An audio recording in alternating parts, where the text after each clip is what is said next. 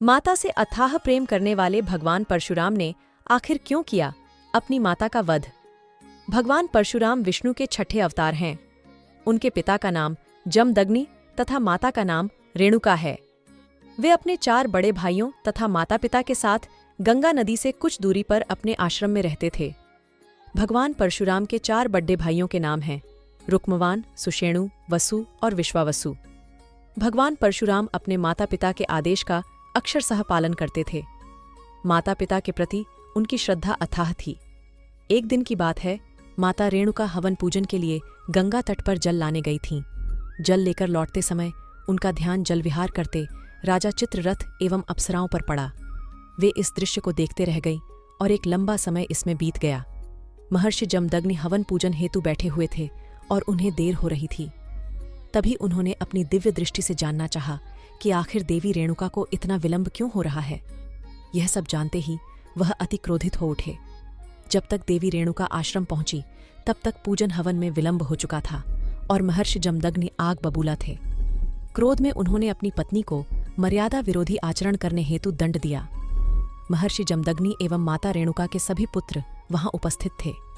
उन्होंने एक एक कर अपने पुत्रों को अपनी माता का वध करने का आदेश दे दिया। अपने पिता की अवहेलना कर उनके 4 पुत्रों ने माता का वध करने से मना कर दिया। पिता की आज्ञा विमुख होने के कारण महर्षि जमदग्नि में अपने 4 पुत्रों को विचार शून्य होने का श्राप दे दिया। यह सब भगवान परशुराम देख रहे थे। तभी महर्षि जमदग्नि ने अपने सबसे छोटे पुत्र भगवान परशुराम से माता का वध करने को कहा। तब भूत भविष्य जानने वाले भगवान परशुराम ने बिना एक क्षण समय व्यतीत किए अपनी माता का सर काटकर उनका वध कर दिया। यह देख महर्षि जमदग्नि अति प्रसन्न हुए। उन्होंने अपने बेटे परशुराम से 3 वरदान मांगने को कहा। तब इन सब बातों को पहले से जानने वाले भगवान परशुराम ने 3 वरदान मांगे।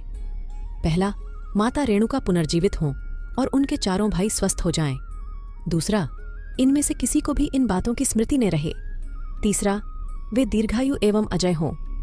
भगवान परशुराम की मांग सुनकर महर्षि जमदग्नि को अपने क्रोध का एहसास हुआ। तथास्तु कहकर उन्होंने अपने पुत्र को 3 वरदान दे दिए। महर्षि जमदग्नि समझ चुके थे कि कोई भी पुत्र ऐसे अपनी माता का वध नहीं कर सकता जब तक वह स्वयं भूत भविष्य जानने वाला ना हो। मन ही मन उन्होंने पुत्र धन रूप में प्राप्त भगवान विष्णु को प्रणाम किया। जय श्री भगवान परशुराम की। ऐसी ही और वीडियो के लिए हमारे चैनल को सब्सक्राइब करें। धन्यवाद।